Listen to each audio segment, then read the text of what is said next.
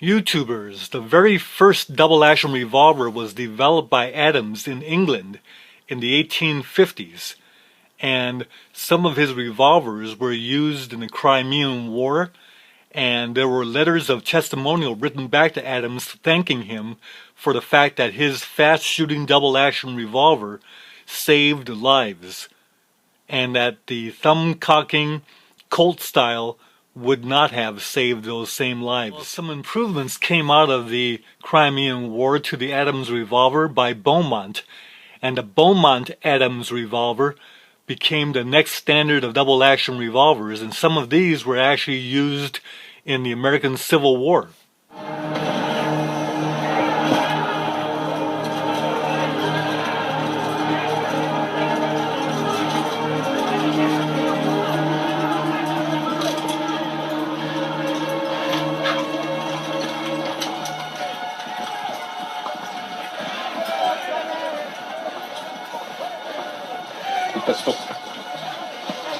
Stopp. Wait here.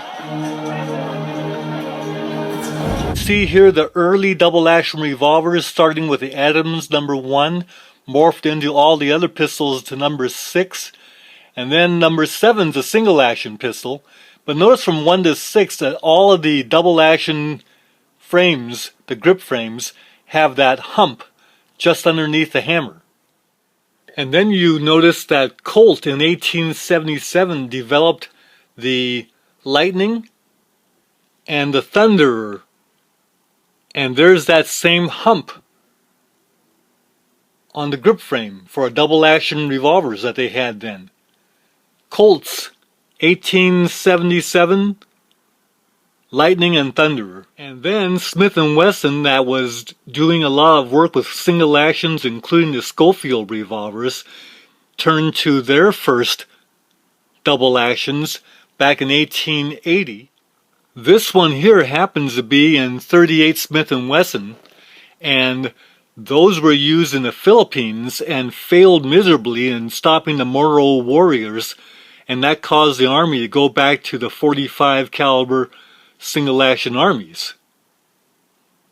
But the double-action revolver was here to stay, and in the 1890s, using black powder, some of the more contemporary type of Smith & Wesson revolver designs came forth, leading to the modern Smith & Wesson revolvers of today. YouTubers, we're going to discuss now the double-action grip frame and a double-action grip. And the difference between the double-action grip frame and the grip from the single-action grip frame and the grip is this hump here. And some people call this the recoil shoulder, but I prefer to call it the double-action shoulder. Now you'll notice that if you continue this curve right on up to here, and then take out this part of the frame, you have a single-action grip frame and frame. So the difference was, this was all added because of the double action capability.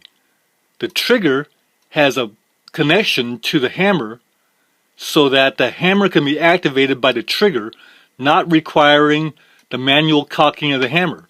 That's what makes a double action. And the reason why it's there is to keep the hand from moving.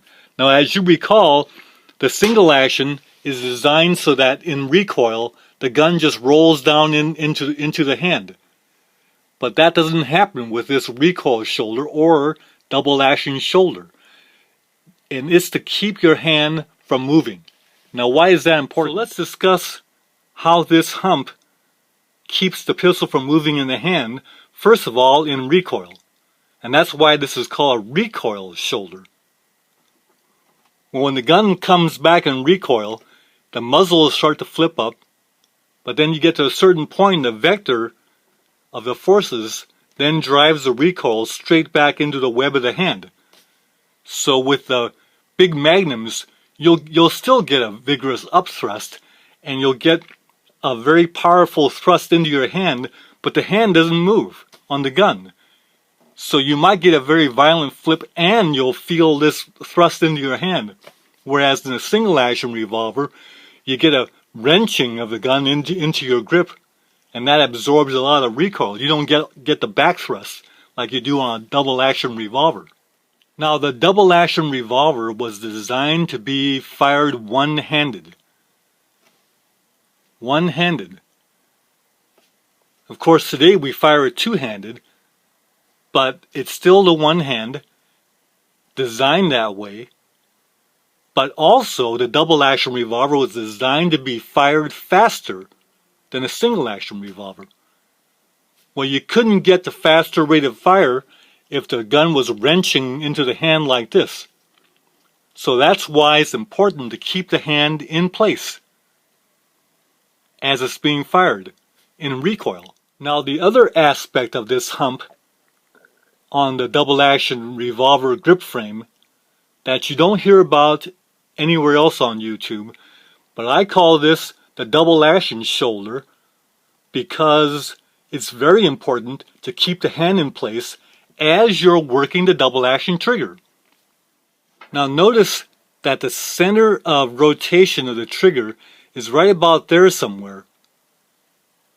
Now if you take a 10 to 12 pound pull and then you have here a single action contour of this grip frame and you're pulling against that, the very pulling of that wants to make the gun move. Well, that leads to very poor shooting because as you're pulling the trigger to activate the double action pull, if the gun wants to go down into your hand or your hand wants to move, how can you possibly shoot the double action accurately? You can't. So the designers of the double action revolver have this here to also keep the hand in place as you're working a 10 to 12 pound double action trigger pull. This enables good action of this. Notice that the center is here. When you start to do a arc here, you're going right against this point. And without this hump being here, the point is really a curve going forward like this on a single action revolver. You can't get stability pulling that trigger with that. But you can with this. I call this the double action shoulder, and all successful double action revolvers have this. And if you only call it a recoil shoulder, then you're missing the aspect of the control of the trigger with this. So perhaps the double action shoulder is a better term for what this is. Now you'll hear some people say that you should grip the double action revolver as high up onto this recoil shoulder as you can. Well, if you do that, you got a funny grip that's kind of pointing up in the air, plus you'll get hammer bite. I'd prefer to tell people when you want to take a grip onto the double action revolver, just get it into your hand the way it fits in your hand best and just grab it. And it automatically puts your hand where it should be. Now I'm not saying to grab it like this, try to shoot like this, because that doesn't make sense, it's not natural.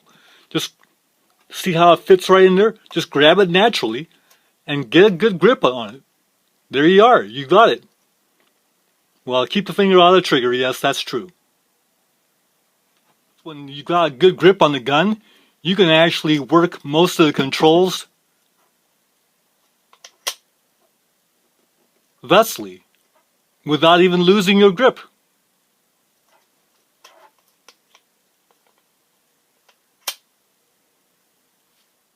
Now, one thing we haven't discussed is the grip and the grip frame. One of the functions of that is to allow us to do the trigger action. Now, a lot of you like the idea of using the pad of your finger on the trigger, whether we're shooting single action or double action with the pad of the finger. But in the past, the discussion was that we should use more of our finger to shoot double action. And if we shoot single action and transfer to double action, then perhaps we're better off using the same double action grip on the trigger to shoot single action also. But the point of the matter is, whatever works well for you, that you can shoot best with, whether it's shooting like this, or in single action like this with the pad, or whether it's shooting with more of the finger, either double action or single action. Whatever works well for you is the way it's best for you. So no one can tell you that this is the way it should be done, or this is the best way it should be done, or this is the best way it should be done, because the best way is whatever works for an individual. I know one handgun shooter who lost his finger, so he shoots with his middle finger. So try shooting the middle finger with a pad, and try and tell him that you have to use a pad.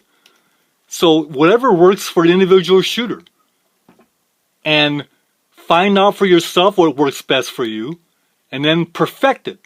See you in the next video on this series, and that is the 1911 grip frame, the 1911 grip.